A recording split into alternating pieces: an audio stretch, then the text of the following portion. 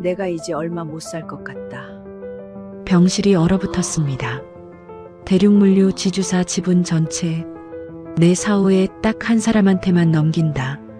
순간 병실의 공기가 바뀌었습니다. 가장 효심 깊은 자식한테 모두 다 주마.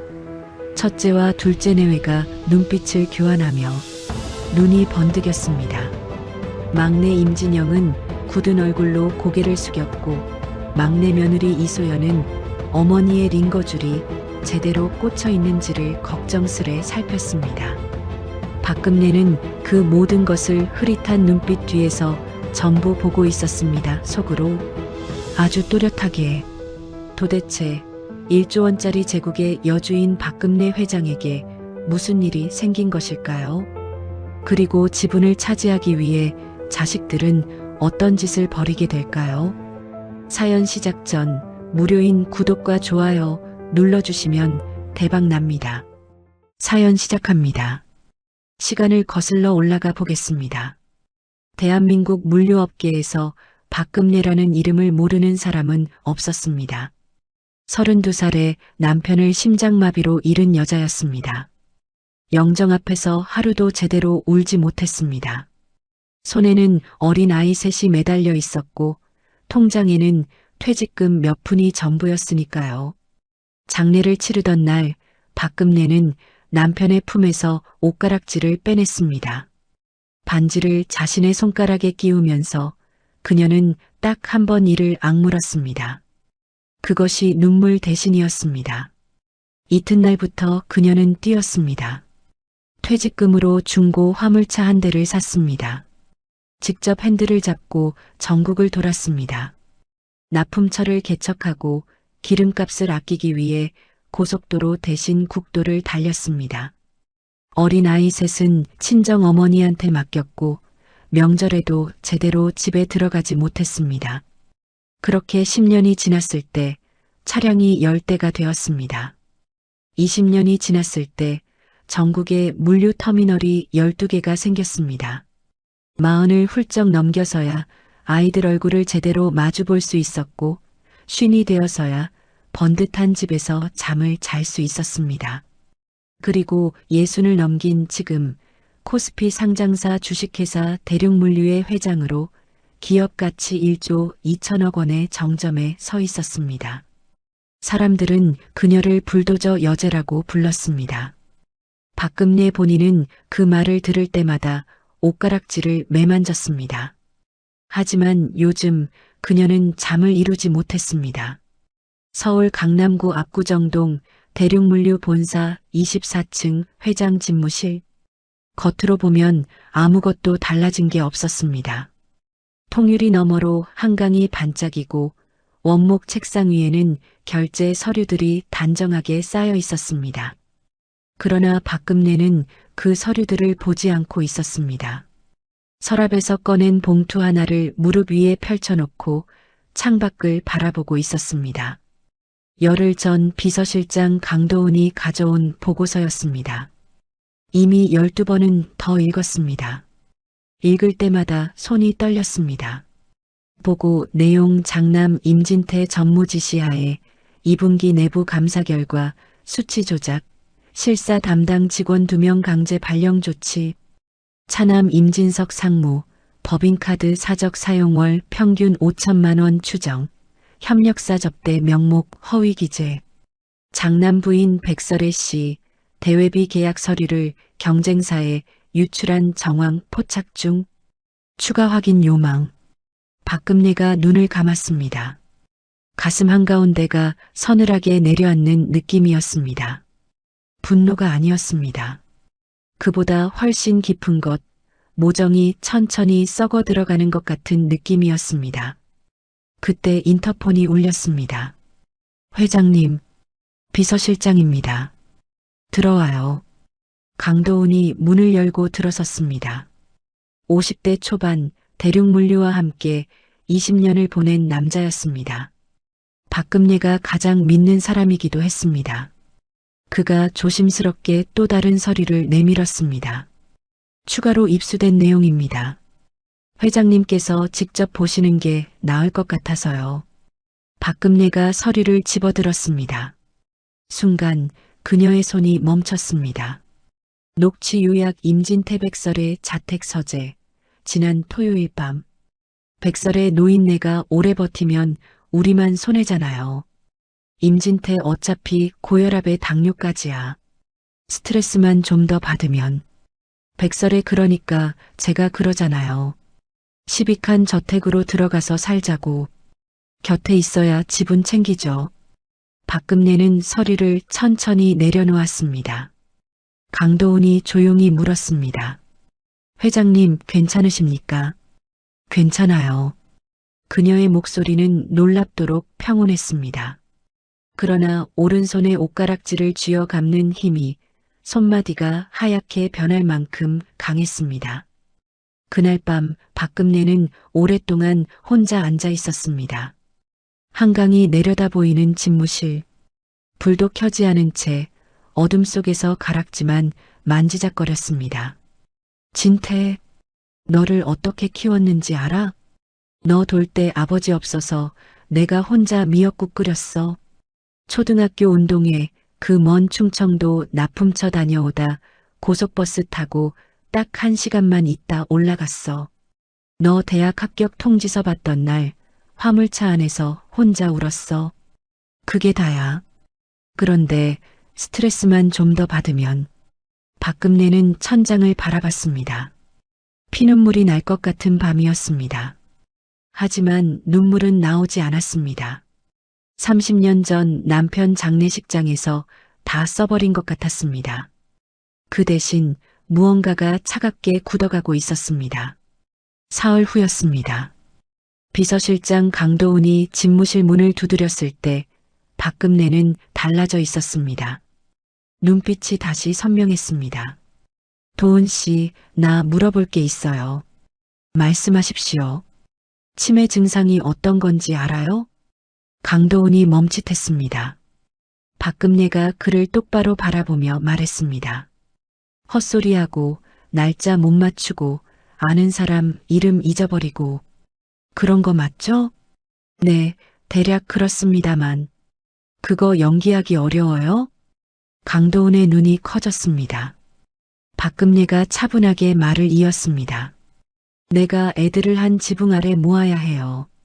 그리고 제대로 보고 싶어. 내 자식들이 어디까지 썩었는지. 내가 못 본 데까지 전부. 강도훈이 천천히 고개를 끄덕였습니다. 시빅한 저택으로 이사 공고를 내시겠습니까? 그것도 있고. 박금내가 잠시 뜸을 들였습니다. 병원도 필요해요. 치매 노인이 쓰러진 척하려면 병원 병상이 제일 자연스럽잖아요. 강도훈이 깊게 숨을 들이켰습니다. 준비하겠습니다. 믿어요, 도훈 씨. 박금내는 창밖을 바라봤습니다. 오른손의 옷가락지가 햇살 아래 차갑게 빛났습니다. 준비는 일주일 만에 완료됐습니다. 먼저 박금내의 주치의 오민준 원장에게 협조를 구했습니다. 20년 2년 박금내가 대륙물류의료재단 설립 때 가장 먼저 챙긴 사람이었습니다. 그는 두말 없이 고개를 끄덕였습니다. 회장님, 병원 세팅 완벽하게 해드리겠습니다. 그 다음은 정보 흘리기였습니다. 강도훈이 직접 나서지 않았습니다. 그 대신 본사 내부에서 가장 입이 가벼운 격리 직원에게 슬쩍 귀띔했습니다. 회장님이 요즘 많이 안 좋으신 것 같더라고요. 뭔가 이상하세요. 그 말 한마디면 충분했습니다. 사흘 만에 소문은 집안 전체에 퍼졌습니다.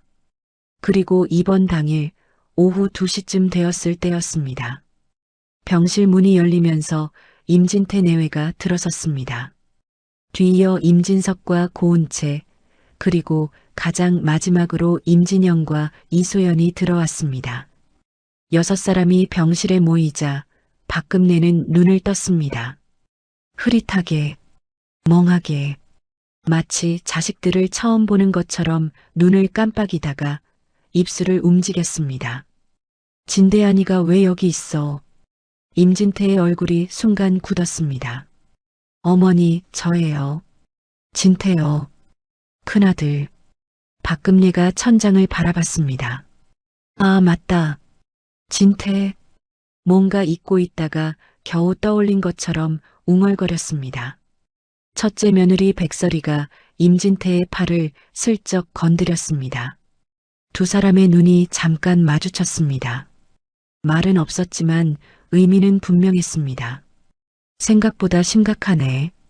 바로 그 순간이었습니다. 박금례가 눈빛을 바꿨습니다. 아주 천천히, 아주 또렷하게. 내가 얼마 못 살 것 같다. 병실이 조용해졌습니다. 그녀가 오른손을 들어 올렸습니다. 옷가락지가 형광등빛 아래서 반들거렸습니다. 대륙물류 지주사 지분 전체를 가장 효심 깊은 자식한테 넘긴다. 순간 6사람이 각자 다른 방식으로 굳었습니다. 임진태는 표정 하나 바꾸지 않았지만 눈 안쪽이 반짝였습니다. 첫째 백설이는 즉시 손수건을 꺼내 눈가를 눌렀습니다. 소리 없이 눈물을 흘리는 신용이었습니다. 임진석은 고운채와 눈을 마주쳤습니다. 찰나였지만 그 안에서 계산이 돌아가고 있었습니다.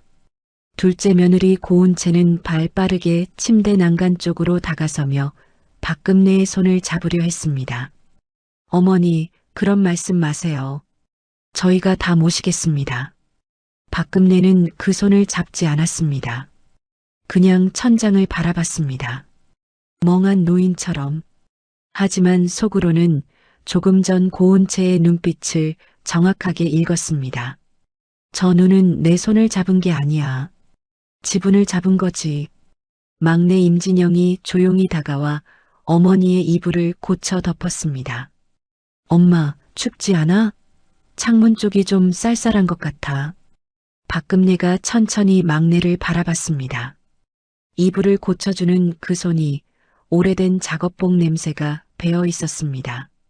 기름때 하나 없이 깨끗이 씻었지만 손마디가 두껍고 거칠었습니다. 현장에서 일하는 사람의 손이었습니다. 박금례의 눈이 잠깐 흔들렸습니다. 그러나 티를 내지 않았습니다. 그녀는 다시 흐릿한 눈빛으로 돌아갔습니다. 병실을 나온 임진태 내외와 임진석 내외는 복도 끝 로비에서 마주 섰습니다. 임진태가 먼저 말했습니다. 어머니, 저택으로 들어가야겠어. 임진석이 코웃음을 쳤습니다. 그 생각은 저도 했어요, 형님. 두 사람이 서로를 바라봤습니다. 겉으로 보면 우에 있는 형제처럼 보였을지 모릅니다. 하지만 그 속에는 방금 막선이 그어졌습니다. 지분을 두고 싸울 두 진영이 바로 저 순간에 탄생한 것이었습니다. 백설이가 낮게 말했습니다. 저는 어머니 모시고 살 준비됐어요. 고운채가 짧게 받아쳤습니다. 저도요. 두 여자가 서로를 바라봤습니다. 미소를 띠고 있었습니다. 소름 끼치는 정적이 그 미소 사이에 흘렀습니다.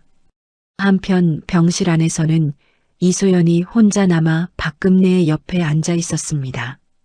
임진영이 주차 문제를 처리하러 잠깐 자리를 비운 사이였습니다.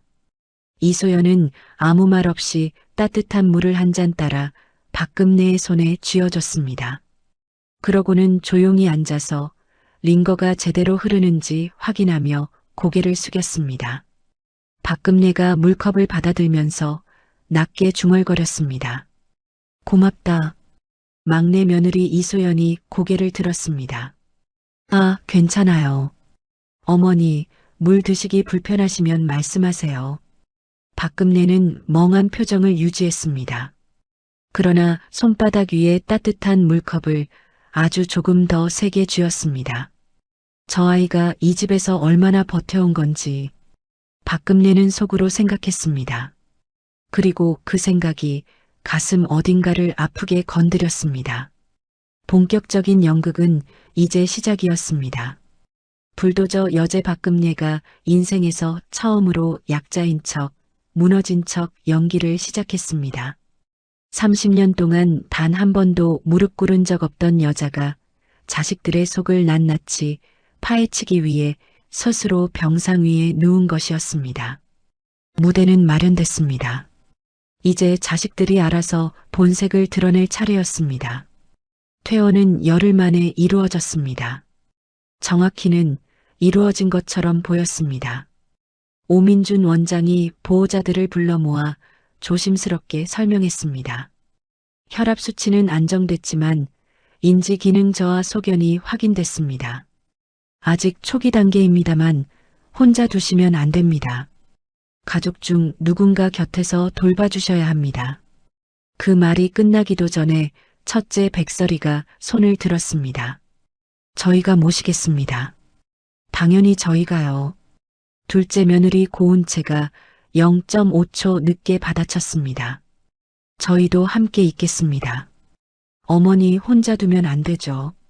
막내 며느리 이소연은 아무 말도 하지 않았습니다.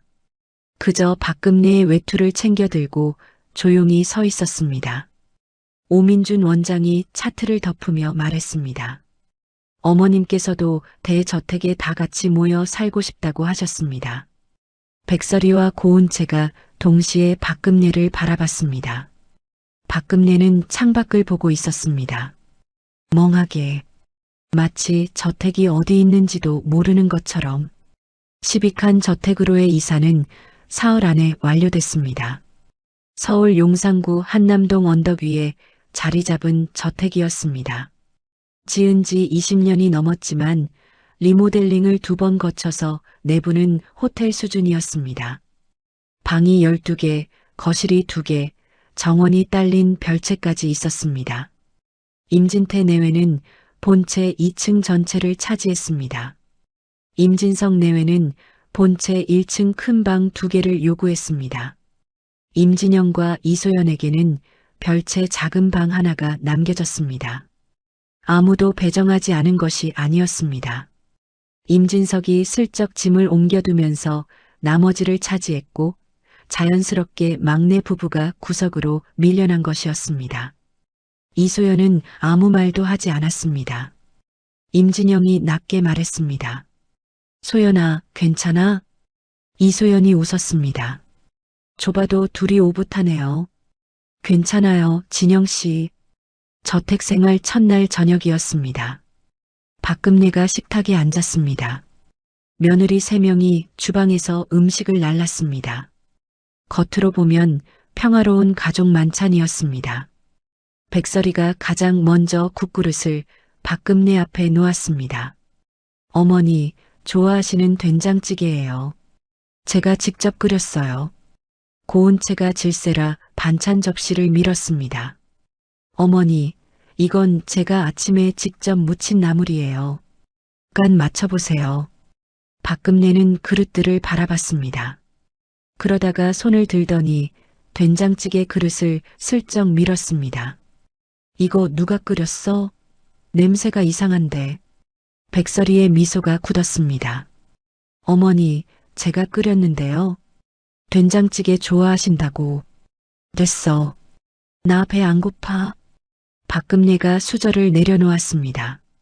백설이가 숨을 한 번 고른 뒤 억지 웃음을 유지했습니다. 그 얼굴 뒤에서 눈만 차가워졌습니다. 이소연이 조용히 부엌으로 들어갔다가 나왔습니다. 손에는 따뜻한 숭늉 한 사발이 들려 있었습니다. 어머니, 입이 심심하시면 이거라도요. 박금내가 숭늉을 받아들었습니다. 한 모금 마시고는 그릇을 내려놓으면서 중얼거렸습니다. 이건 괜찮네. 백설이의 눈썹이 미세하게 움직였습니다. 본격적인 효도쇼는 다음 날 아침부터 시작됐습니다.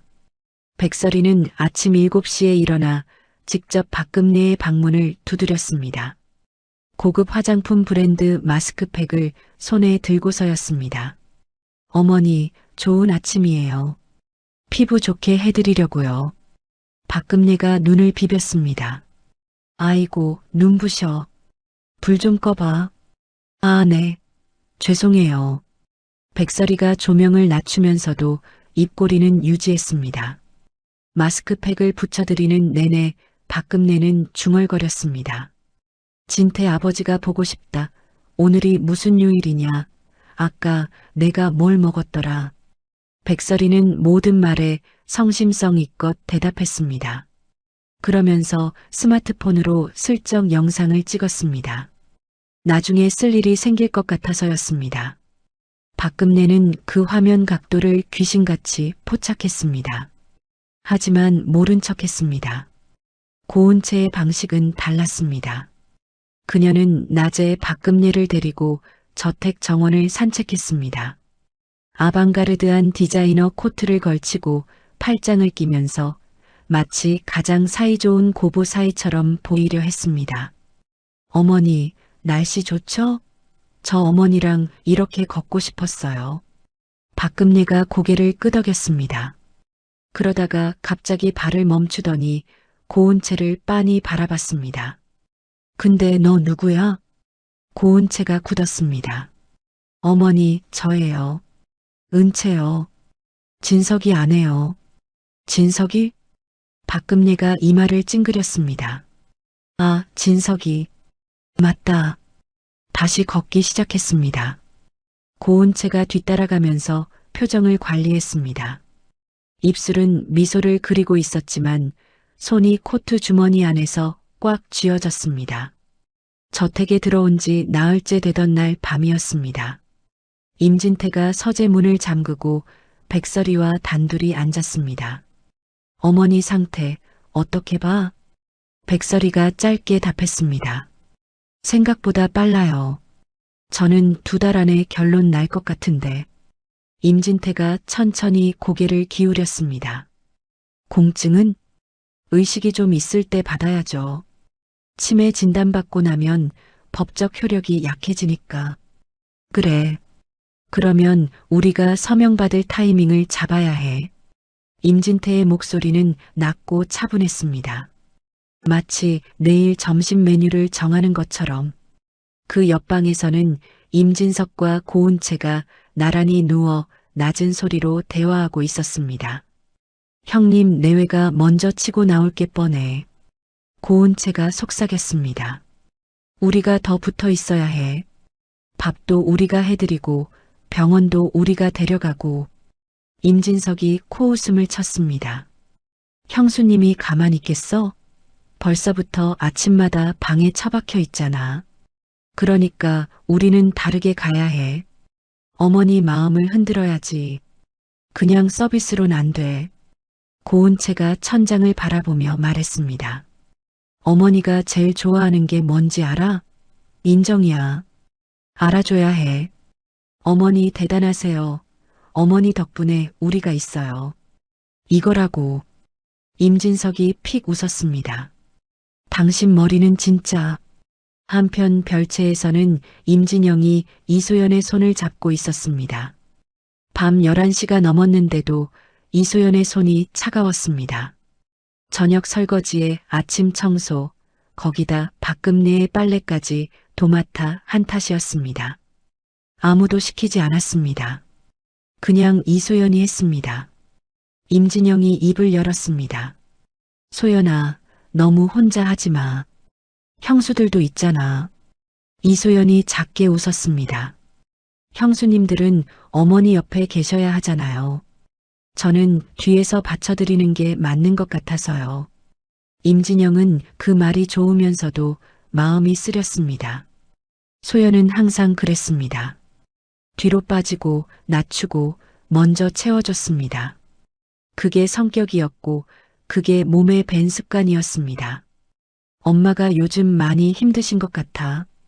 임진영이 조용히 말했습니다. 치매가 이렇게 빨리 오는 줄 몰랐어. 예전에 그 눈빛이 아니야. 이소연이 잠시 아무 말도 하지 않았습니다. 그러다 살며시 입을 열었습니다. 진영 씨, 응. 어머니 눈이요 가끔 너무 또렷해요. 그게 이상해서요. 임진영이 이소연을 바라봤습니다. 이소연이 말을 이었습니다. 치매 어르신들이 가끔 그럴 수도 있다고 하더라고요. 그냥 제 착각일 수도 있고요. 임진영이 고개를 끄덕였습니다. 그렇겠지. 두 사람은 더 이상 말을 잇지 않았습니다. 저택생활 일주일이 지났을 무렵이었습니다. 박금내가 가장 크게 사고를 친 날이었습니다. 그날 오전 박금내는 거실에 앉아 TV를 보고 있었습니다. 경제 뉴스가 나오고 있었습니다. 화면에 대륙물류 주가 그래프가 잠깐 지나갔습니다. 백설이가 옆에 앉아 박금내의 어깨에 손을 올렸습니다. 어머니, 우리 회사 주가 잘 가고 있죠? 다 어머니 덕분이에요. 박금내가 화면을 바라봤습니다. 그러더니 고개를 갸웃하며 말했습니다. 저게 우리 회사야? 네, 대륙물류요. 네, 대륙이? 그게 뭐야? 백설이가 굳었습니다. 어머니가 만드신 회사잖아요. 1조짜리요. 박금내가 TV를 손으로 가리키더니 갑자기 중얼거렸습니다. 우리 트럭은 어디 갔어? 트럭이 있어야 하는데. 백설이가 임진태를 바라봤습니다. 임진태가 무표정하게 소파에 앉아 있다가 낮게 말했습니다. 어머니, 트럭은 회사에 다 있어요. 아니, 내 트럭. 내 트럭. 내가 직접 모는 거. 박금내가 자리에서 일어나더니 현관 쪽으로 걷기 시작했습니다. 나 트럭 몰러 가야 돼. 오늘 납품 있어. 임진석이 황급히 앞을 막았습니다. 엄마, 지금 어디 가요? 오늘 납품 없어요. 있어. 내가 알아. 충청도 거래처. 엄마. 박금내가 임진석의 팔을 뿌리쳤습니다. 비켜. 나 지각하면 거래처에서 뭐라 해. 바로 그 순간 이소연이 부엌에서 뛰어나왔습니다. 어머니, 잠깐만요. 이소연이 재빨리 박금내 앞에 섰습니다. 그러고는 다급하게 두 손을 모아 잡았습니다. 어머니, 오늘 납품은 아침에 다 나갔어요.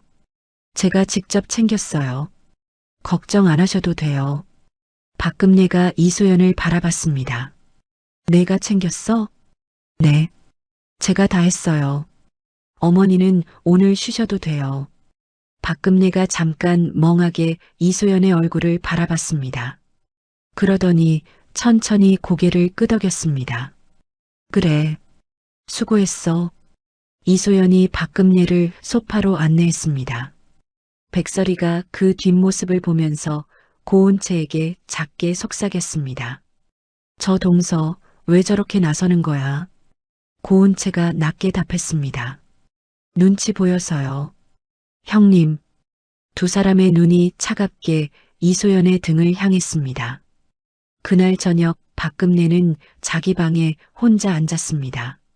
문을 잠갔습니다. 그리고 처음으로 노트를 꺼냈습니다. 연극을 시작하면서 강도은과 약속한 것이었습니다. 매일 밤 하루 동안 있었던 일을 적어두는 것. 나중에 증거로 쓸 수 있도록. 박금내가 펜을 들고 첫 줄을 썼습니다. 첫째, 며느리 아침마다 영상 촬영 시도.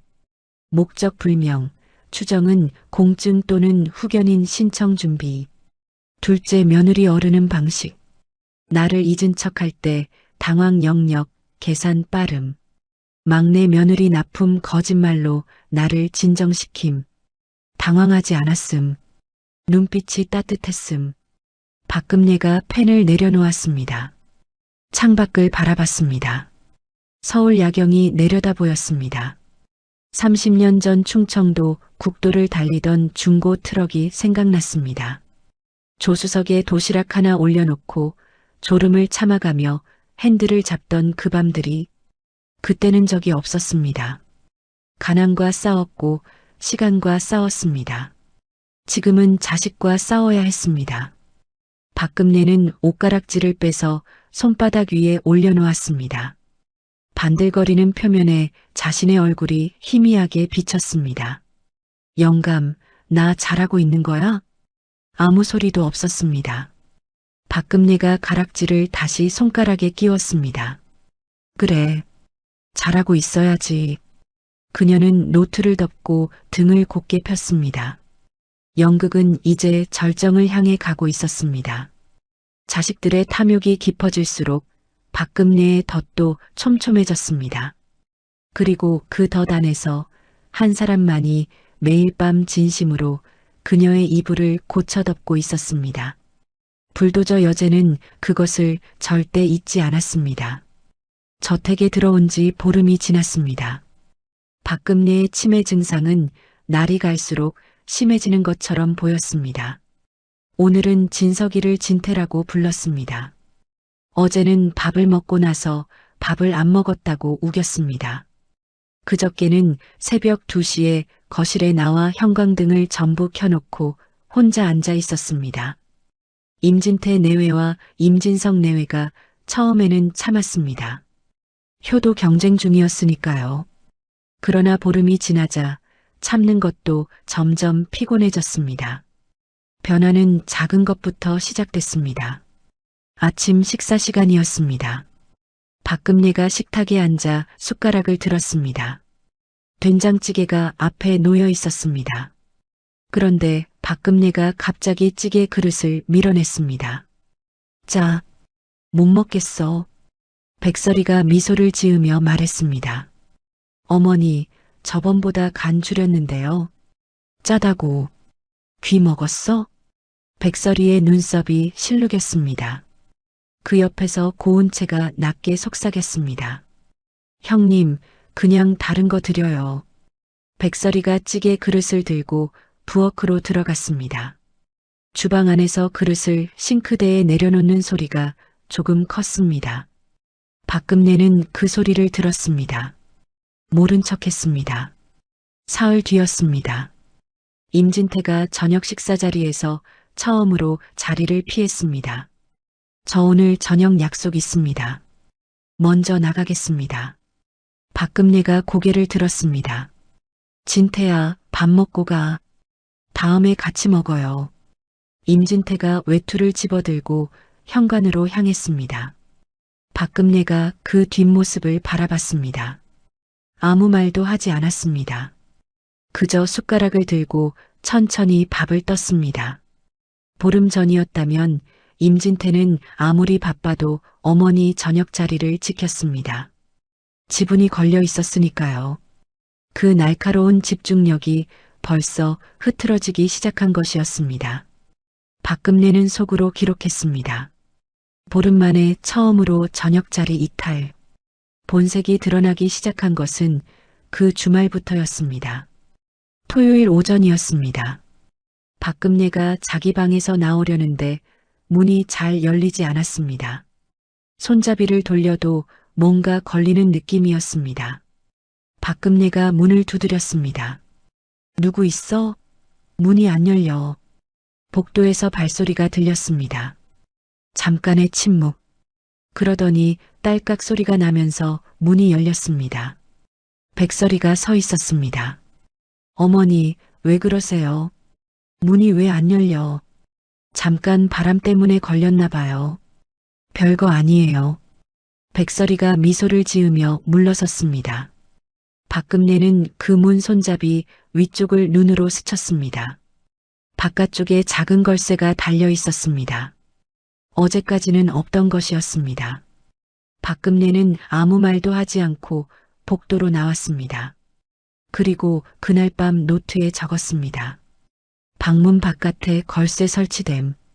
아직 잠그지는 않았으나 준비 완료된 것으로 판단. 일주일이 더 지났습니다. 저택의 공기가 달라졌습니다. 백설이와 고운채의 목소리가 박금내 앞에서는 여전히 부드러웠지만 박금내가 방에 들어간 뒤에는 달라졌습니다. 얇은 벽이었습니다. 소리는 다 들렸습니다. 어느 날 오후였습니다. 박금내가 방 안에서 눈을 감고 있는데 복도에서 고운채의 목소리가 새어 들어왔습니다. 형님, 어머니 오늘 또 점심을 3번 달라고 했어요. 3번이요. 백설이의 목소리가 따라왔습니다. 그러게. 어제는 자기 방을 못 찾아서 내 방 문을 막 두드리더라고. 얼마나 더 이러실까요? 잠시 침묵이 흘렀습니다. 백설이가 낮게 말했습니다. 그러게. 걱정이야, 나도. 그 말이 끝나고 두 사람이 킥킥 웃는 소리가 들렸습니다. 박금내는 눈을 뜨지 않았습니다. 천장을 향해 반드시 누운 채 손바닥 위에 옷가락질을 천천히 돌렸습니다. 웃어라. 실컷 웃어라. 그러나 박금내가 진짜로 분노한 것은 이소연 때문이었습니다. 저택에 들어온 지 3주가 되던 날이었습니다. 박금내가 방에서 나와 복도를 걷는데 거실에서 목소리가 들렸습니다. 백설이의 목소리였습니다. 그런데 평소와 달랐습니다. 날이 서 있었습니다. 동서, 이거 다시 해. 박금내가 걸음을 멈췄습니다. 빨래 개는 게 이게 뭐야? 수건 접는 방향이 틀렸잖아. 이소연의 조용한 목소리가 들렸습니다. 죄송해요, 형님. 다시 할게요. 그리고 어머니 방 청소, 오늘 했어? 네, 아침에 했어요. 또 해. 어머니가 먼지 싫어하시잖아. 매일 2번씩 해. 네. 그리고 어머니 저녁죽, 오늘은 호박죽으로. 직접 끓여. 시판 거 쓰지 말고. 박금내의 발이 멈춰 있었습니다. 거실 안을 들여다봤습니다. 이소연이 소파 앞에 서서 수건을 2팔로 안은 채 고개를 숙이고 있었습니다. 반박도 없었습니다. 그저 조용히 고개를 끄덕이고 있었습니다. 백설이는 소파에 등을 기댄 채 손톱을 다듬고 있었습니다. 박금내는 그 장면을 보면서 입술을 깨물었습니다. 가슴 한쪽이 뜨겁게 올라오는 게 있었습니다. 분노였습니다. 그러나 그 분노를 삼켰습니다. 아직이야. 아직 때가 아니야. 박금내는 소리 없이 방으로 돌아왔습니다. 그것이 시작이었습니다. 이소연을 향한 부려먹기는 하루가 다르게 심해졌습니다. 아침에는 백설이가 불렀습니다. 동서, 어머니 방 환기시켜. 동서, 어머니 식사 차려. 동서, 어머니 약 챙겼어? 오후에는 고은채가 불렀습니다. 동서, 나 이것 좀 다려줘. 동서, 어머니 모시고 정원 한 바퀴 돌아줘. 동서, 저녁에 손님 오는데 과일 손질해놔. 두 사람이 교대로 이소연을 불러댔습니다. 마치 약속이라도 한 것처럼. 이소연은 한 번도 큰 소리를 내지 않았습니다. 했습니다. 그냥 다 했습니다. 임진영이 보다 못해 저녁에 한마디 했습니다. 형수님들, 소연이 너무 많이 시키는 거 아닌가요? 백설이가 가볍게 웃었습니다. 어머, 서방님. 저희가 어머니 곁을 지켜드리느라 바쁘잖아요. 집안일은 같이 해야죠. 고은채가 받았습니다. 서방님, 집안일이 어디 따로 있어요. 다 같이 하는 거지. 임진영이 입술을 열었다가 닫았습니다. 이소연이 옆에서 임진영의 팔을 살며시 잡았습니다. 괜찮아요. 눈빛이 그렇게 말하고 있었습니다. 임진영은 그 손을 꽉 쥐었습니다. 박금내는 그 모든 것을 지켜봤습니다. 낮에는 흐릿한 눈빛으로 소파에 앉아 있었습니다. 아무것도 모르는 노인처럼. 그러나 눈은 전부 보고 있었습니다. 이소연이 하루에 몇 번씩 부엌과 거실과 복도를 오갔습니다. 밥을 차리고 치우고 청소하고 빨래하고 과일을 깎고 박금내의 약을 챙겼습니다. 쉬는 것을 본 적이 없었습니다. 그 와중에도 박금내 앞에 오면 항상 밝은 얼굴이었습니다. 어머니, 약 시간이에요. 어머니, 오늘 날씨 좋은데 창문 좀 열어드릴까요? 어머니, 이거 드세요. 제가 직접 깎았어요. 박금내는 그 얼굴을 바라볼 때마다 가슴이 먹먹했습니다.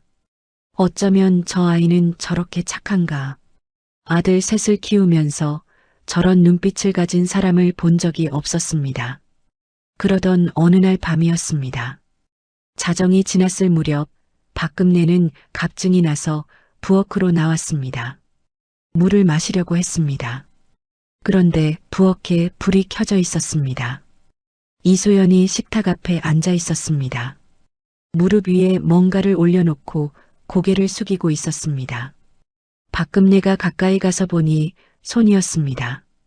이소연의 두 손이 빨갛게 부어 있었습니다. 오른손 손가락 마디 세 곳에 작은 반창고가 붙어 있었습니다. 아마 설거지나 청소를 하다가 긁힌 모양이었습니다. 이소연은 그 손을 그냥 내려다보고 있었습니다. 울고 있지는 않았습니다. 그냥 지쳐 있었습니다. 박금내가 발소리를 죽이며 다가갔습니다. 이소연이 고개를 들었습니다. 눈이 동그래졌습니다. 어머니, 주무세요. 왜 나오셨어요? 물 마시러. 박금내가 컵을 들고 물을 따랐습니다. 그러다가 이소연의 손을 보면서 아무 말도 하지 않고 찬장을 열었습니다. 찬장 안쪽에서 손크림 하나를 꺼냈습니다. 강도훈이 챙겨준 것이었습니다. 박금내가 그것을 식탁 위에 툭 내려놓았습니다. 발라. 이소연이 굳었습니다. 어머니, 바르라고. 박금내는 물컵을 들고 방으로 돌아갔습니다. 이소연이 그 뒷모습을 바라봤습니다. 눈이 조금 붉어졌습니다. 그러나 소리는 내지 않았습니다. 손크림을 집어들어 두 손에 천천히 발랐습니다. 다음 날 아침이었습니다. 박금내가 방에서 나오려는데 문이 잠겨 있었습니다. 처음으로 걸쇠가 채워진 것이었습니다. 박금내는 잠시 그 문 앞에 서 있었습니다. 두드리지 않았습니다. 소리를 지르지도 않았습니다. 노트를 꺼내 적었습니다. 방문 걸쇠 처음 사용. 오전 8시 15분. 아마 잊어버리고 채운 척 할 것. 예상대로였습니다. 30분 뒤에 백설이가 복도를 지나다 걸쇠를 풀면서 말했습니다. 어머니, 죄송해요. 제가 실수로 걸었나 봐요. 바람이 새서요. 박금내가 멍한 얼굴로 고개를 끄덕였습니다. 그래. 방에서 나오면서 박금내는 백설이의 얼굴을 봤습니다. 미안한 기색이 없었습니다. 그냥 능숙하게 처리하는 얼굴이었습니다. 그날 오후였습니다. 박금내가 소파에 앉아 있는데 거실 맞은편 복도에서 목소리가 들렸습니다. 백설이와 고은채였습니다. 목소리를 낮추고 있었지만 거실까지 새어 들어왔습니다. 어머니, 오늘 또 방에서 못 나오셨잖아요. 그러게요. 점점 심해지시는 것 같아요. 치매 어르신들 한 방에 계속 있는 게 오히려 좋다고 하더라고요. 자꾸 돌아다니시면 낙상 위험도 있고. 맞아요. 그게 맞아요. 고은채가 속삭였습니다. 어머니 방 바깥에서 잠글 수 있게 해야 하는 거 아닐까요? 안전을 위해서요. 백설이가 잠시 침묵했습니다. 그건 가족들한테 이야기해 봐야죠. 진태서방님은 동의하시겠죠? 당연하죠. 박금내는 그 대화를 들으면서 TV 화면을 바라봤습니다. 손이 떨리지 않았습니다. 눈물도 나지 않았습니다. 그냥 차가워졌습니다. 골방에 가두겠다는 거야. 안전을 위해서. 그날 저녁 이소연이 박금내의 방에 저녁죽을 가져왔습니다.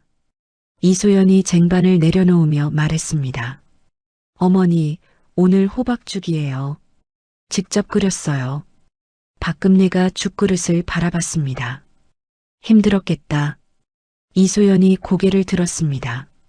아니에요, 별거 아니에요. 박금내가 숟가락을 들었습니다.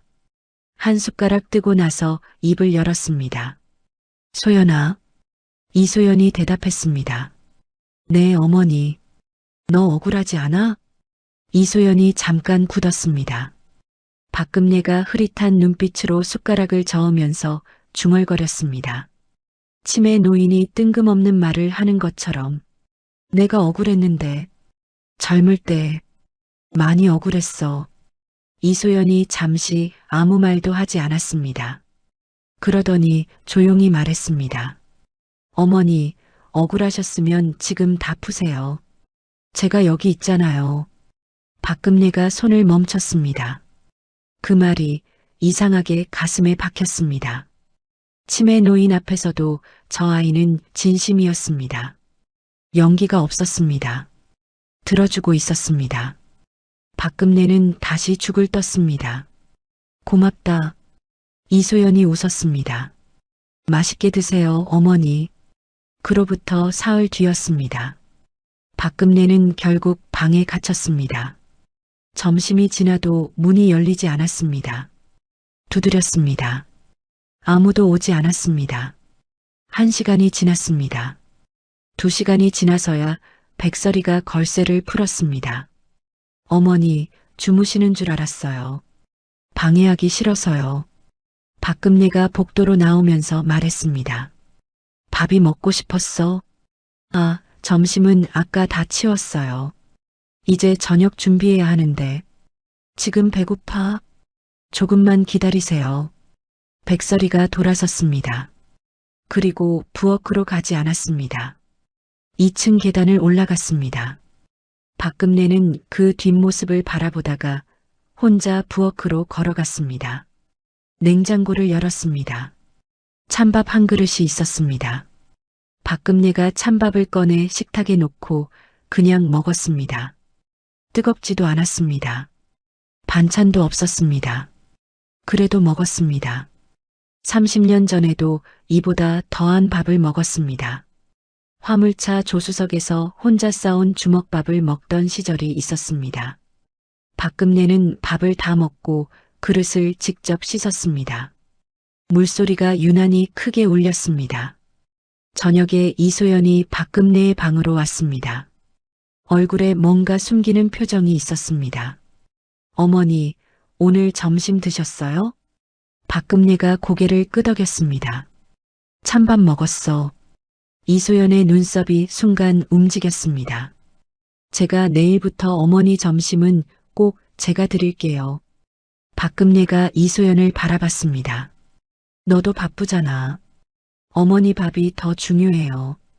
박금내는 더 말을 잇지 않았습니다. 그저 창밖을 바라봤습니다. 이소연이 방에서 나가고 나서 박금내는 노트를 펼쳤습니다. 오늘 처음으로 점심을 굶었음. 걸쇠로 인한 감금 상태였음. 막내 며느리가 저녁에 와서 다음 날을 약속함. 그게 더 나았음. 펜을 내려놓았습니다. 창밖 서울 야경이 내려다 보였습니다.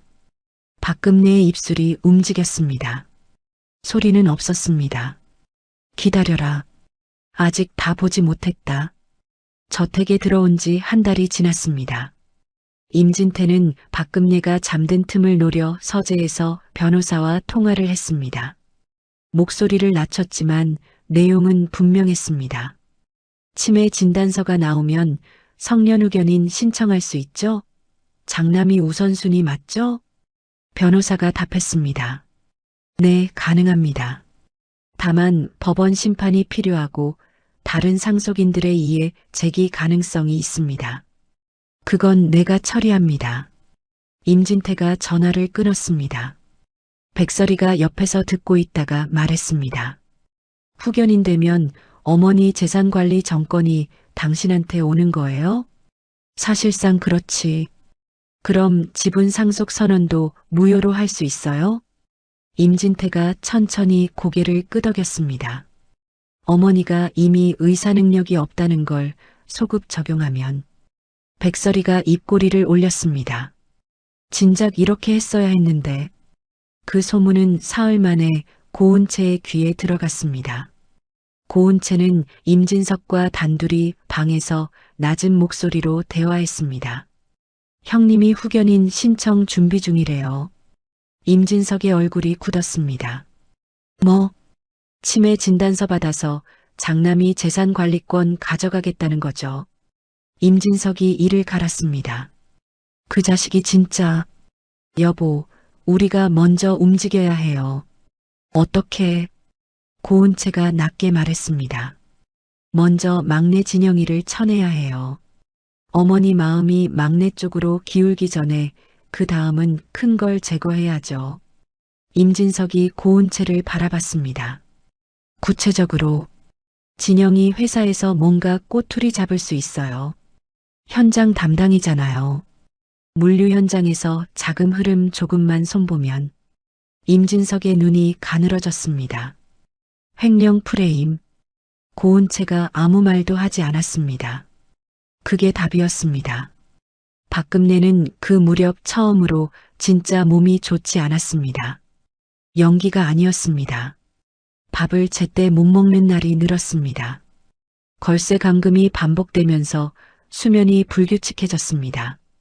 스트레스가 쌓이자 혈압이 실제로 올라갔습니다. 어느 아침 박금내가 세면대 앞에 서다가 갑자기 뒷목이 뻐근해지는 것을 느꼈습니다. 손이 세면대 가장자리를 잡았습니다.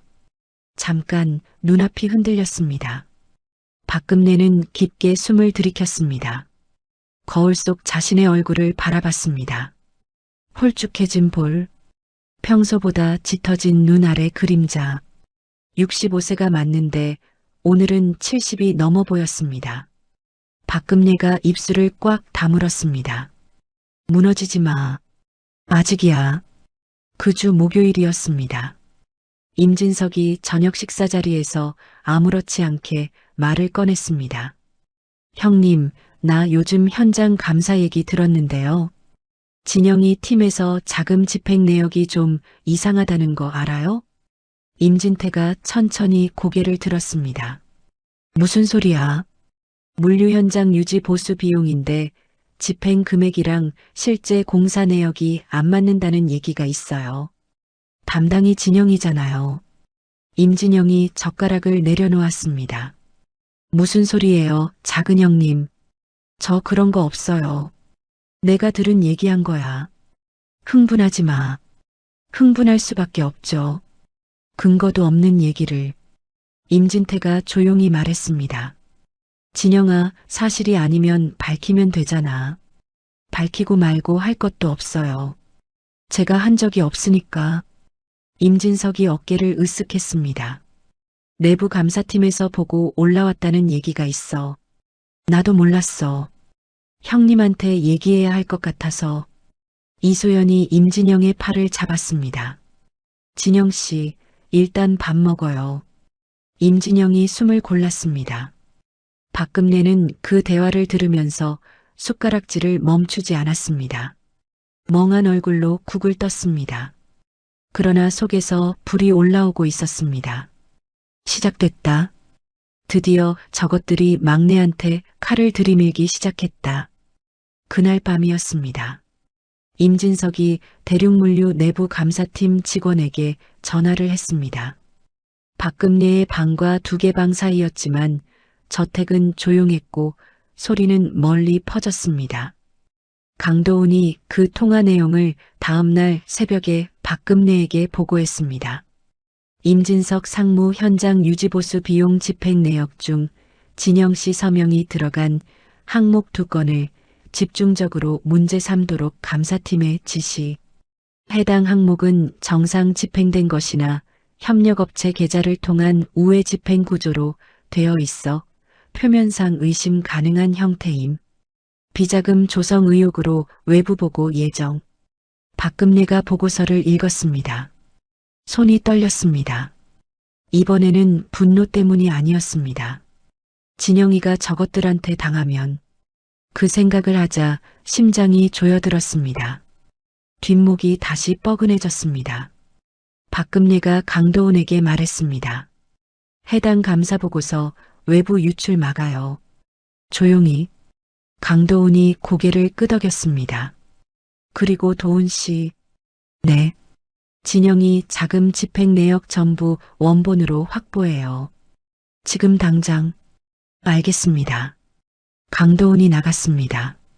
박금내는 한동안 앉아 있었습니다. 뒷목에 손을 갖다 댔습니다. 뜨거웠습니다. 이틀 후였습니다. 이번에는 이소연 차례였습니다. 백설이가 아침부터 이소연을 불렀습니다. 동서, 잠깐 와봐. 이소연이 부엌에서 나왔습니다. 백설이가 거실 소파에 앉아 서류 봉투를 내밀었습니다. 이게 뭔지 알아? 이소연이 봉투를 받아 펼쳤습니다. 정신건강의학과 입원 안내 서류였습니다. 형님, 이게 왜? 동서 이름으로 예약돼 있어. 이소연의 얼굴이 굳었습니다. 저요? 백설이가 천천히 말했습니다. 어머니가 동서한테 너무 의존하는 게 문제야. 치매 어르신한테 그런 특정인 의존이 생기면 증상이 더 빨리 진행된다고 하더라고. 의사 선생님이 당분간 접촉을 끊는 게 좋겠다고 하셔서. 무슨 말씀이세요? 그게 저랑 무슨 상관 있나요, 형님? 저는 정상이에요. 동서도 최근에 감정 기복이 심한 것 같아서 전문가 상담을 받아보는 게 저 감정 기복 없어요. 목소리가 떨렸습니다. 이소연이 서류를 내려놓으며 말했습니다. 형님, 저 정신병원 보내려는 거예요? 백설이가 부드럽게 웃었습니다. 병원이라는 표현은 좀 정신건강관리 차원이지. 저 안 가요. 동서, 안 간다고요. 이소연이 돌아서서 방으로 들어갔습니다.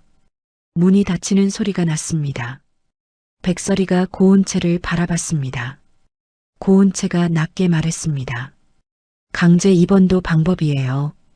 보호자 동의만 있으면. 보호자가 누군데? 진석 서방님이 서명해주면 되죠. 두 사람이 눈을 맞췄습니다. 임진영에게 그 사실이 전해진 것은 오후였습니다. 이소연이 방에서 떨리는 목소리로 말했습니다. 진영 씨, 저 입원시키려고 해요. 형수님들이. 임진영이 굳었습니다. 뭐? 정신건강의학과 입원 서류가 있었어요. 제 이름으로. 임진영이 자리에서 일어섰습니다. 내가 형님들한테 직접. 이소연이 임진영의 팔을 잡았습니다. 진영 씨, 지금 나가면 더 커져요.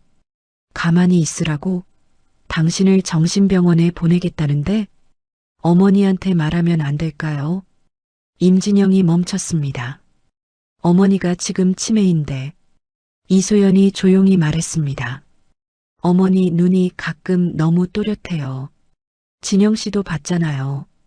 임진영이 이소연을 바라봤습니다. 두 사람 사이에 잠시 침묵이 흘렀습니다. 같은 시각 박금내의 방이었습니다. 박금내는 혼자 앉아서 강도훈에게 연락을 받았습니다. 추가 보고 백설혜 씨, 이소연 씨 강제 입원 관련 서류 준비 완료. 임진석 상무보호자 서명 예정. 빠르면 이번 주 내 진행 가능성 있음. 박금내가 전화를 내려놓았습니다. 심장이 세게 뛰었습니다. 뒷목이 뻐근한 정도가 아니었습니다. 가슴 한가운데가 조여들었습니다. 이소연을 정신병원에. 순간 머릿속에 그 아이 얼굴이 스쳤습니다. 자정에 부엌에 혼자 앉아 부어오른 손을 내려다보던 얼굴. 치매 노인 앞에서도 진심으로 들어주던 눈빛. 찬밥을 굶겼는데도 다음날 죽을 끓여오던 그 얼굴. 박금내가 자리에서 일어났습니다. 그런데 갑자기 눈앞이 돌았습니다. 한 발짝을 내디디려는데 발이 말을 듣지 않았습니다. 뒷목의 열기가 머리 위로 올라왔습니다. 박금내가 옆 벽을 손으로 짚었습니다. 다리가 힘없이 꺾이면서 천천히 바닥으로 내려앉았습니다. 연기가 아니었습니다. 실제였습니다. 뒷목 잡고 쓰러진 것이었습니다. 이소연이 방을 나서다가 복도에서 박금내의 방을 스쳤습니다. 문 아래 틈으로 빛이 새어나왔습니다. 이소연이 노크를 했습니다. 어머니, 저예요. 대답이 없었습니다. 이소연이 문을 열었습니다. 박금내가 벽을 등지고 바닥에 앉아 있었습니다. 눈은 뜨고 있었지만 얼굴이 창백했습니다. 이소연이 뛰어들어갔습니다. 어머니, 박금내의 어깨를 잡았습니다. 어머니, 어디 아프세요? 어머니, 박금내가 희미하게 눈을 움직였습니다. 괜찮아. 괜찮은 게 아니에요.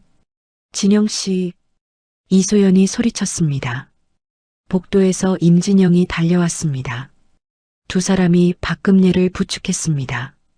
구급차가 오는 사이 다른 방들에서도 하나둘 사람들이 나왔습니다. 임진태가 내려왔습니다. 임진석과 고은채가 나왔습니다. 백설이가 층계를 내려오면서 전화기를 들고 있었습니다. 박금내는 이소연의 무릎을 베고 바닥에 누워 있었습니다. 이소연이 박금내의 손을 꽉 잡고 있었습니다. 임진태가 가까이 와서 낮게 물었습니다. 어머니, 의식은 있어요? 박금내가 눈을 떴습니다. 목소리가 가늘었습니다. 있어. 임진태가 몸을 일으키면서 임진석에게 눈짓을 했습니다. 그 짧은 눈빛 안에서 두 사람 사이에 무언가가 오갔습니다. 이소연은 그 눈짓을 보지 못했습니다. 박금내의 손만 잡고 있었습니다. 박금내는 보았습니다. 천장을 바라보면서 흐릿한 눈 뒤에서 그 눈빛을 정확하게 읽었습니다. 병원 응급실이었습니다. 검사 결과가 나왔습니다. 고혈압성 일과성 뇌어혈 발작. 당장 생명을 위협하는 수준은 아니지만 즉시 입원이 필요한 상태였습니다. 지속적인 스트레스와 불규칙한 식사, 수면 부족이 복합적으로 작용했다는 것이 오민준 원장의 소견이었습니다. 오민준 원장이 박금내의 귀에 가까이 대고 낮게 말했습니다. 회장님, 많이 무리하셨습니다. 지금 진짜 위험한 겁니다. 박금내가 가늘게 답했습니다. 알아요. 계획을 앞당겨야 할 것 같습니다. 얼마나? 길어야 일주일입니다. 박금내가 눈을 감았습니다. 일주일.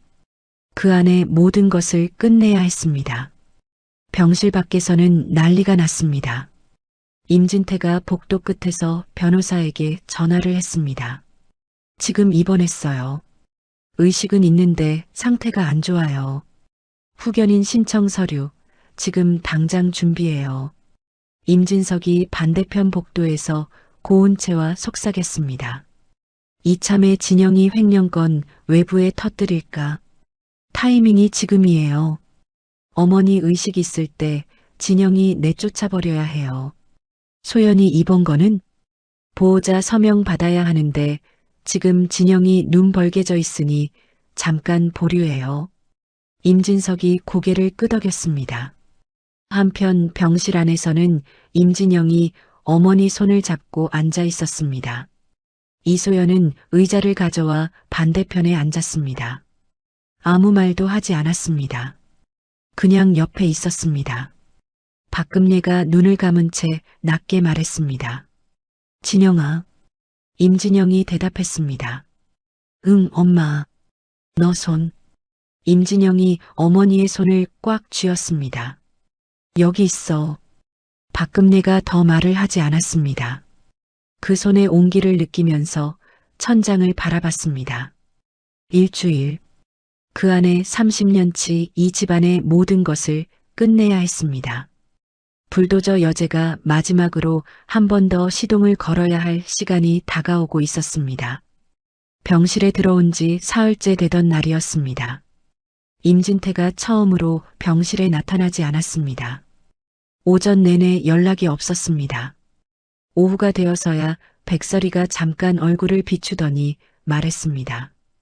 어머니, 장남은 회사 일 때문에 못 온대요. 중요한 미팅이 있어서요. 박금내가 링거줄을 바라보며 아무 말도 하지 않았습니다. 백설이가 문 앞에서 덧붙였습니다. 저도 오늘 저녁엔 좀 늦을 것 같아요. 어머니 저녁은 간호사 선생님께 부탁해뒀어요. 그리고 나갔습니다. 병실이 조용해졌습니다. 이소연이 창가 의자에 앉아 있었습니다. 강도훈이 들고 온 작은 보온 도시락을 무릎에 올려놓은 채였습니다. 어머니, 죽 드실 거죠? 제가 아침에 끓여온 거예요. 박금내가 이소연을 바라봤습니다. 너는 왜 맨날 여기 있어? 이소연이 웃었습니다. 어머니 계신 데가 여기잖아요. 그날 오후 임진태는 병원에 없었습니다. 압구정동 한 레스토랑 개인룸이었습니다. 임진태와 백설이, 임진석과 고은채, 네 사람이 테이블에 마주 앉았습니다. 와인 잔이 놓여 있었습니다. 임진태가 먼저 입을 열었습니다. 오민준 원장 얘기 들었어. 이번엔 진짜 위험하다고. 임진석이 팔짱을 꼈습니다. 그래서요, 형님. 후견인 신청 이번 주 안에 법원에 접수한다. 치매 진단서는 오 원장이 써줄 거야. 오 원장이 협조해요? 임진태가 짧게 웃었습니다. 돈으로 안 되는 일은 없어. 백설이가 와인 잔을 들었습니다. 후견인 되면 지분 상속 선언 자체가 무효가 되죠? 그게 목적이야. 어머니가 그 선언하실 때 이미 의사 능력이 없었다고 소급하는 거니까. 고은채가 조용히 말했습니다. 그럼 지분은 어떻게 돼요? 후견인인 내가 관리하다가 어머니 돌아가시면 법정 상속 비율대로. 임진석의 눈이 움직였습니다. 법정 상속이면 형님이 제일 많이 가져가죠. 장남이니까. 두 사람이 서로를 바라봤습니다. 잠시 차가운 침묵이 흘렀습니다. 와인 잔이 부딪히는 소리가 났습니다. 겉으로는 건배였습니다. 그 시각 병실에서는 박금예가 오민준 원장과 단둘이 있었습니다. 이소연이 잠깐 자리를 비운 틈이었습니다. 오민준 원장이 혈압계를 정리하면서 낮게 말했습니다. 회장님, 오늘 임진태 전무한테서 연락이 왔습니다. 박금예가 눈을 들었습니다. 치매 진단서 써달라고요? 오민준 원장이 고개를 끄덕였습니다. 상당한 금액을 제시했습니다. 얼마? 20억입니다. 병실이 조용했습니다. 박금예가 천장을 바라봤습니다. 그래서요. 당연히 거절했습니다. 박금예가 천천히 눈을 내렸습니다. 도은 씨는요? 비서실장님이 어젯밤 연락을 주셨습니다. 이사회 소집 준비 완료됐다고 합니다. 화상 시스템과 녹화 장비 모두 세팅됐고요. 증거 파일은 USB 3개, 각각 4본입니다. 원본은 법무법인에 보관됐습니다. 박금예가 손바닥 위에서 옷가락질을 돌렸습니다. 진영이 횡령 프레임 건은요. 회계 원본 다 확보됐습니다. 정상 집행 내역이 명백합니다. 임진석 상무가 감사팀 직원에게 지시한 녹취도 있고요. 소연이 강제 입원 시도 건은 백설의 씨가 작성한 입원 의뢰서와 임진석 상무 서명 날인 서류, 원본 확보했습니다. 박금예가 눈을 감았다가 떴습니다. 언제가 좋겠어요? 오민준 원장이 잠시 생각하다가 말했습니다. 회장님 상태가 하루 이틀이 고비입니다. 내일 오전 몸 상태가 받쳐준다면 내일. 박금예가 그 단어를 조용히 되뇌었습니다. 그럼 내일로 합시다. 그날 밤이었습니다. 임진태와 임진석이 모처럼 복도에서 마주쳤습니다. 임진태가 먼저 말했습니다. 진영이 횡령건 이번 주 안에 처리해. 임진석이 고개를 끄덕였습니다. 준비됐어요. 어머니 상태가 나빠지기 전에 끝내야 해. 깔끔하게. 임진석이 낮게 물었습니다. 형님, 어머니가 정말 이번에 못 일어나실 것 같아요? 임진태가 짧게 답했습니다. 오 원장 말로는 고비야. 임진석이 잠깐 아무 말도 하지 않았습니다. 그러다가 입을 열었습니다. 그럼 준비해야겠네요. 뭘? 여러 가지요. 임진태가 임진석을 바라봤습니다. 두 사람 모두 더 말하지 않았습니다. 그 침묵 안에 들어있는 것이 무엇인지 두 사람 다 알고 있었습니다. 한편 이소연은 병실 밖 복도 의자에 앉아 있었습니다. 임진영이 가져다 준 캔 커피를 두 손으로 감싸쥐고 있었습니다. 임진영이 옆에 앉아 말했습니다. 소연아, 들어가서 좀 쉬어. 어머니 혼자 두면 안 되잖아요. 간호사 있잖아. 진영씨. 이소연이 임진영을 바라봤습니다. 어머니가 무서우실 것 같아요. 밤에 혼자. 임진영이 이소연의 손을 잡았습니다. 두 사람은 잠시 말없이 복도를 바라봤습니다. 이소연이 작게 말했습니다. 진영씨, 저 어머니한테 잘하고 싶어요. 이유가 있어서가 아니에요. 그냥 어머니가 외로우실 것 같아서요. 임진영의 눈이 붉어졌습니다. 알아, 소연아. 형수님들이 뭘 시켜도 이번 얘기를 해도요. 그것 때문에 싫어지는 게 아니라 그냥 어머니 곁에 있고 싶어요. 임진영이 그 손을 더 꽉 쥐었습니다. 아무 말도 하지 못했습니다. 자정이 지났을 무렵이었습니다. 병실 안이 조용했습니다. 이소연이 의자에 등을 기댄 채 졸고 있었습니다. 박금례가 눈을 떴습니다.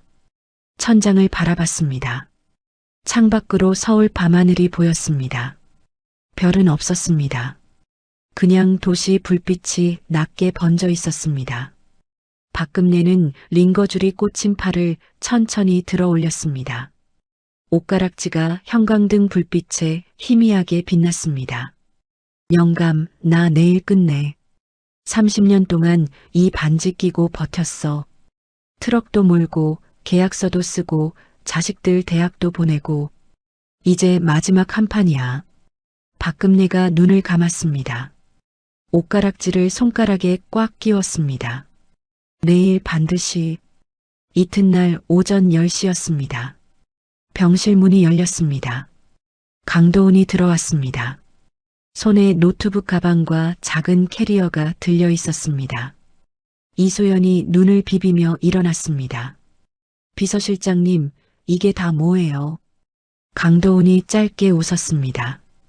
회장님 지시입니다. 이소연이 박금례를 바라봤습니다. 박금례가 눈을 뜨고 있었습니다.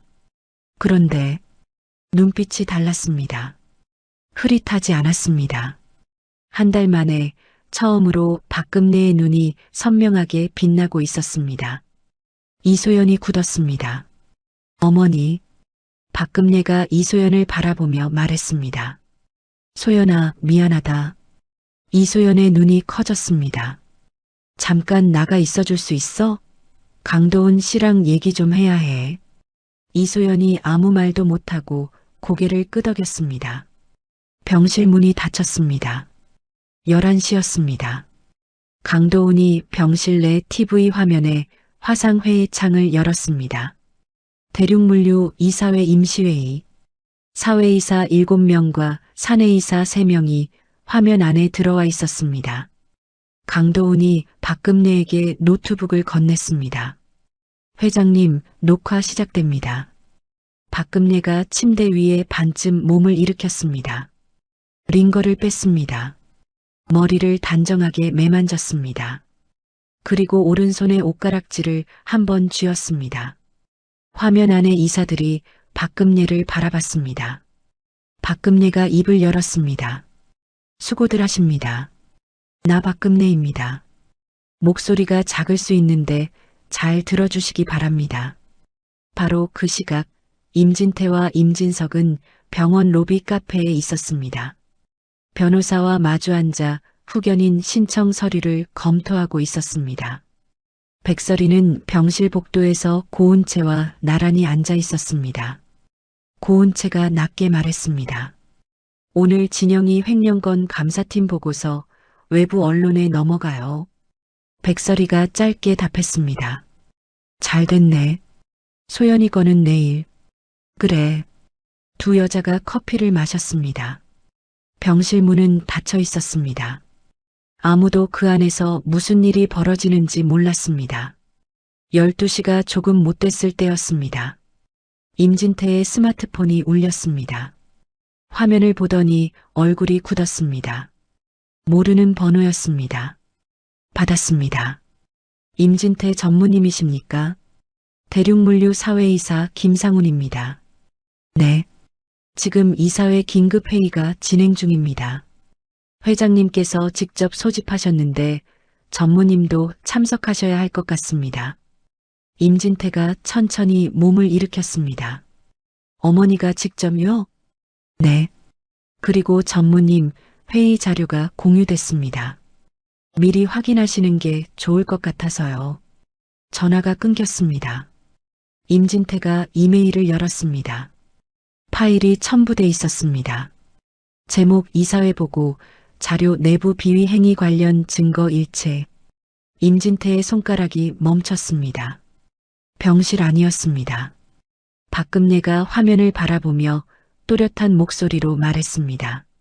자료 확인하셨으면 아시겠지만 지금부터 제가 직접 설명드리겠습니다.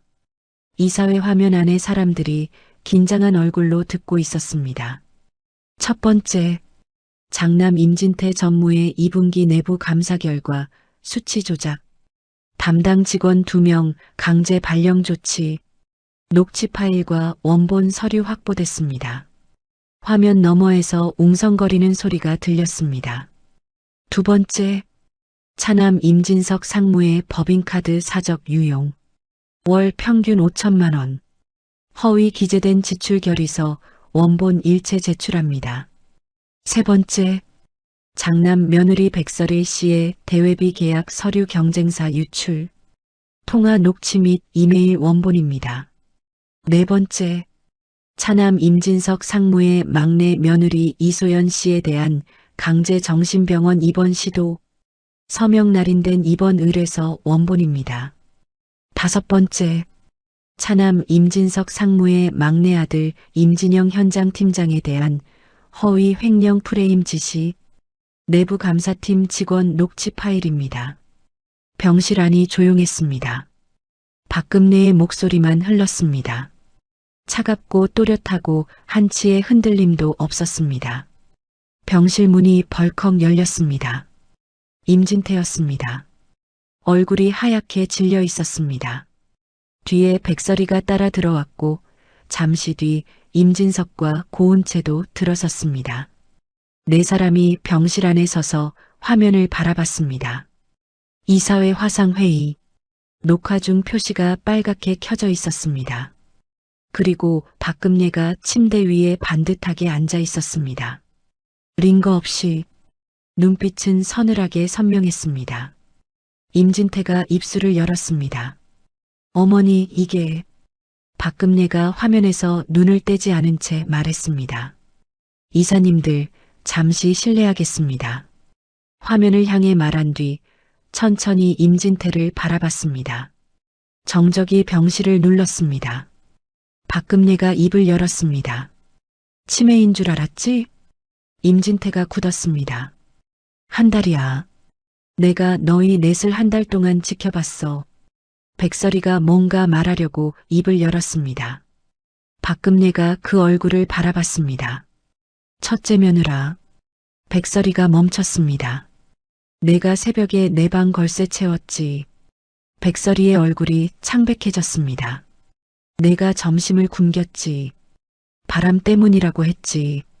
안전을 위해서라고 했지. 박금내의 목소리는 높아지지 않았습니다. 오히려 낮아졌습니다. 그것이 더 무서웠습니다. 박금내가 침대에서 내려섰습니다. 두 발로 바닥을 디뎠습니다. 흔들리지 않았습니다. 임진태가 앞으로 나섰습니다. 어머니, 진정하시고. 박금내가 그를 바라봤습니다. 그리고 손을 들었습니다. 찰싹. 임진태의 뺨이었습니다. 병실이 얼어붙었습니다. 임진태가 뺨을 감쌌습니다. 눈이 커졌습니다. 박금내가 말했습니다. 네 애비 죽고 나서 처음으로 네 얼굴에 손을 댔다. 목소리가 갈라지지 않았습니다. 30년 동안 손 한 번 든 적 없었어. 그게 내 잘못이야. 임진석이 뒤로 물러섰습니다. 박금내가 이번엔 임진석을 바라봤습니다. 진석아. 진영이한테 횡령 뒤집어 씌우려 했지. 내 동생한테. 임진석이 고개를 숙였습니다. 박금내가 임진석 앞에 섰습니다. 찰싹. 두 번째였습니다. 고은채가 움찔했습니다. 박금내가 고은채를 바라봤습니다. 둘째 며느라, 너는 어머니, 소연이를 정신병원에 보내려 했지. 착한 게 죄야? 어머니 곁에 있는 게 죄야? 고은채가 입술을 달싹였습니다. 박금내가 천천히 말했습니다.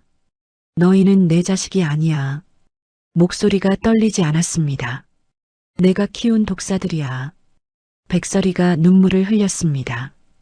이번엔 진짜인지 가짜인지 알 수 없었습니다. 어머니, 잘못했어요. 박금례가 백설이를 바라봤습니다. 첫째 며느라. 어머니, 그 눈물, 지금 카메라 잘 잡히겠다. 백설이가 굳었습니다. 박금례가 화면을 향해 돌아섰습니다.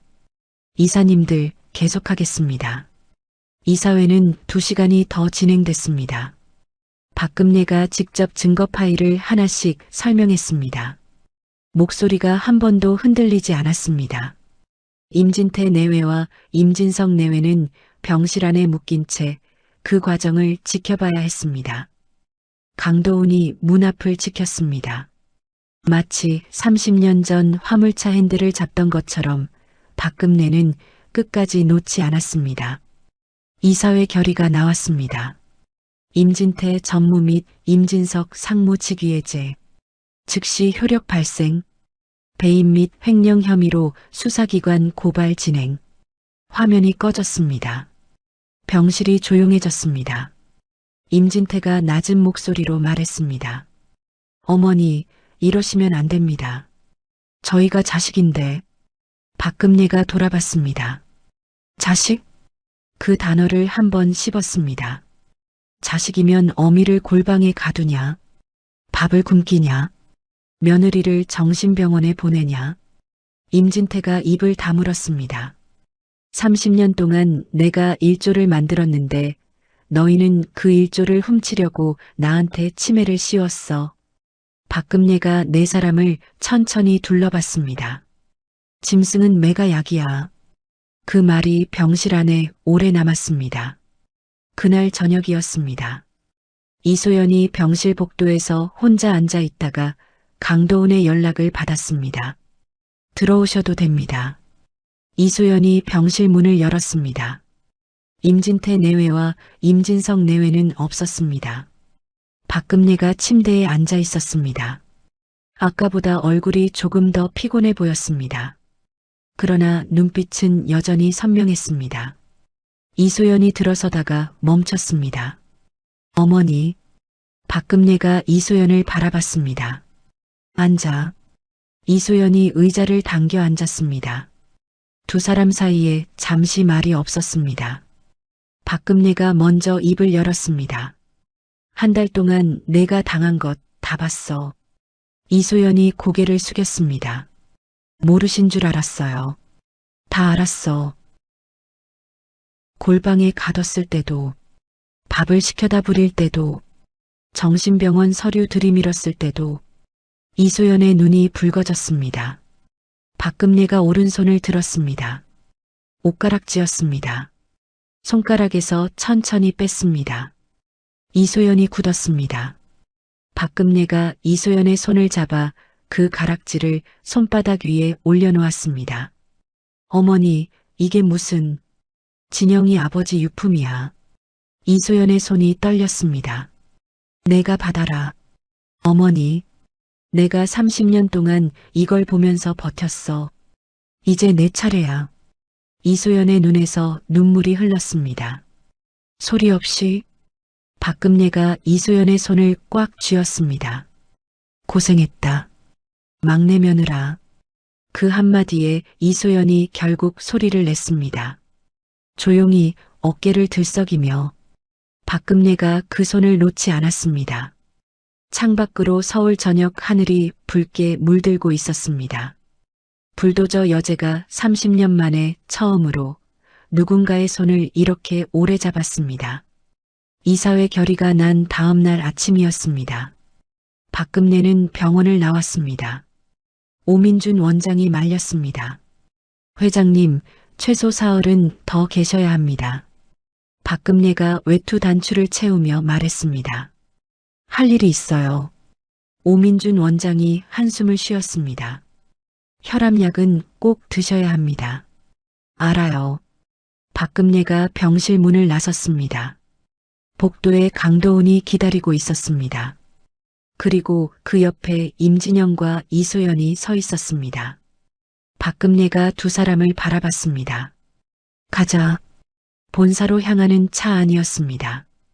강도훈이 조용히 보고했습니다. 임진태 전무와 임진석 상무, 어젯밤 각자 법무법인 선임했습니다. 형사고발 대응 준비 중입니다. 박금내가 창밖을 바라보며 말했습니다. 법무팀은요? 우리 쪽 법무팀이 먼저 움직였습니다.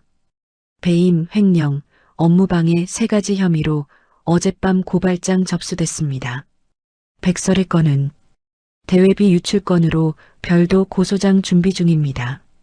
경쟁사 측에서도 내부 조사에 협조 의사를 밝혔습니다. 고은채 건은 강제 입원 시도 관련해서 정신건강복지법 위반 여부 검토 중입니다. 박금내가 고개를 끄덕였습니다. 차가 한강 다리를 건넜습니다.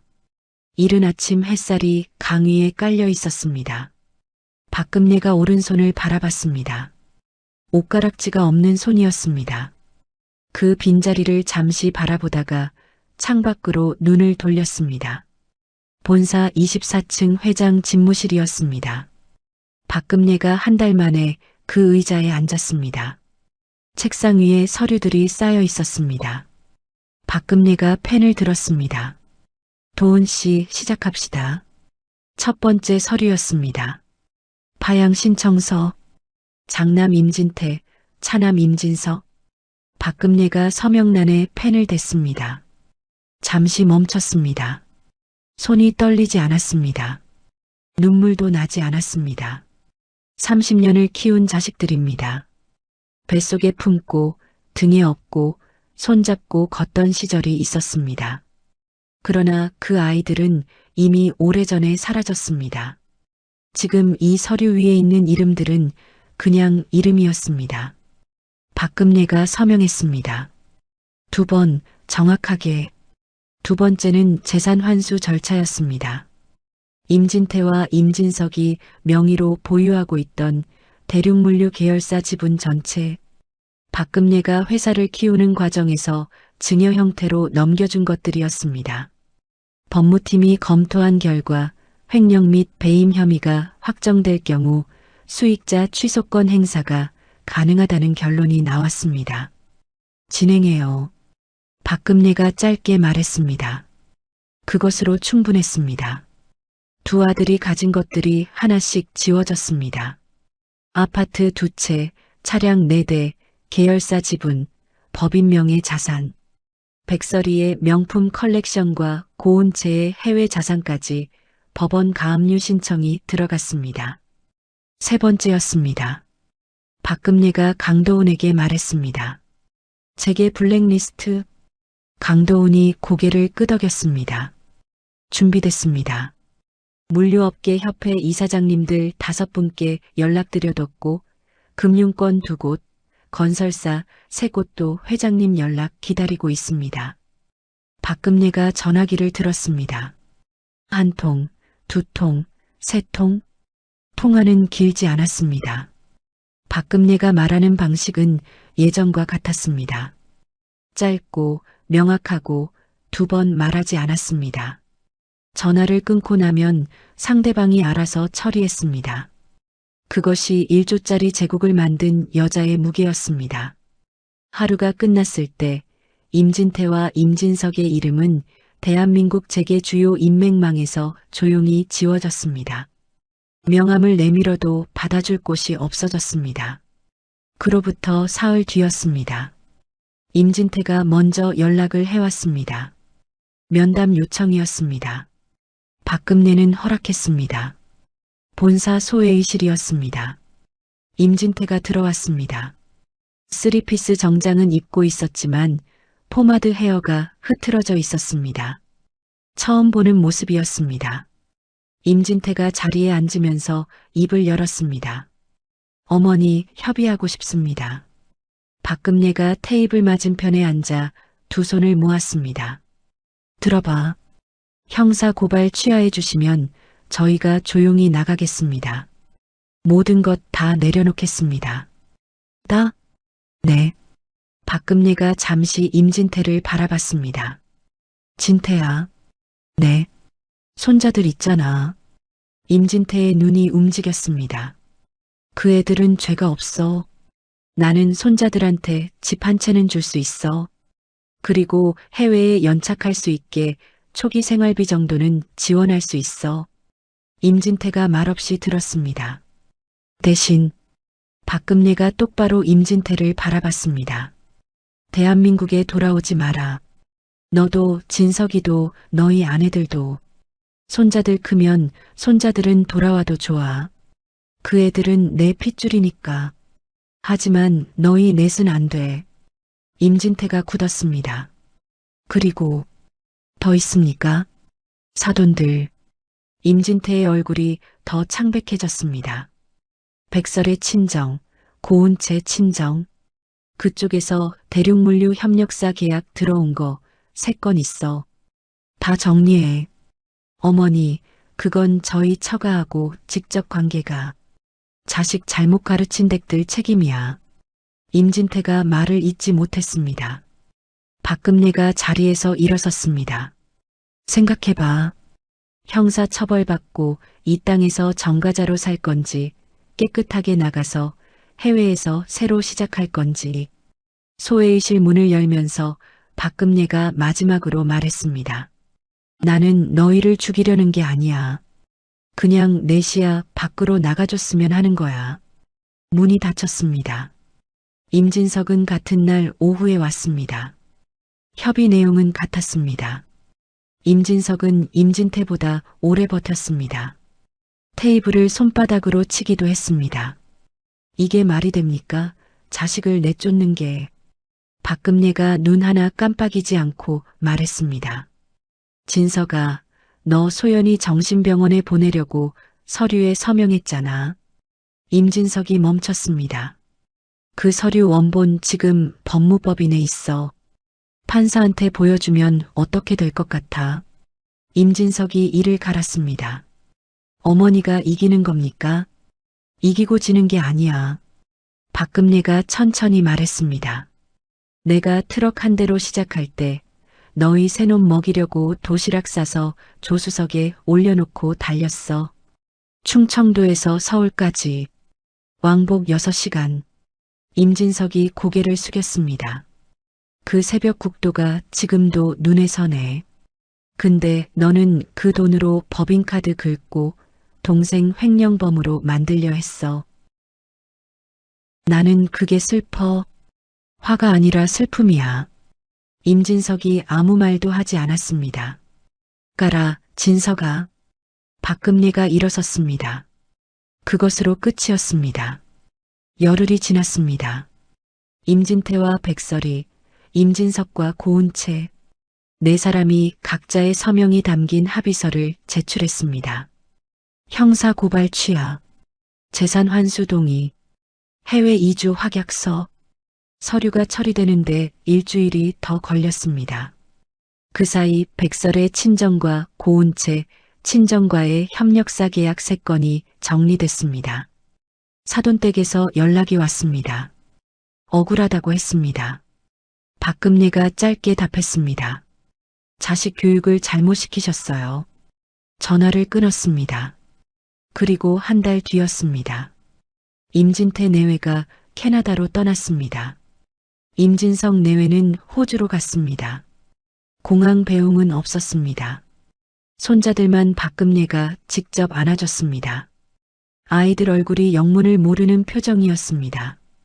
박금례가 손자의 뺨을 쓸어주면서 말했습니다. 할머니가 보고 싶으면 언제든 와. 알았지. 아이들이 고개를 끄덕였습니다.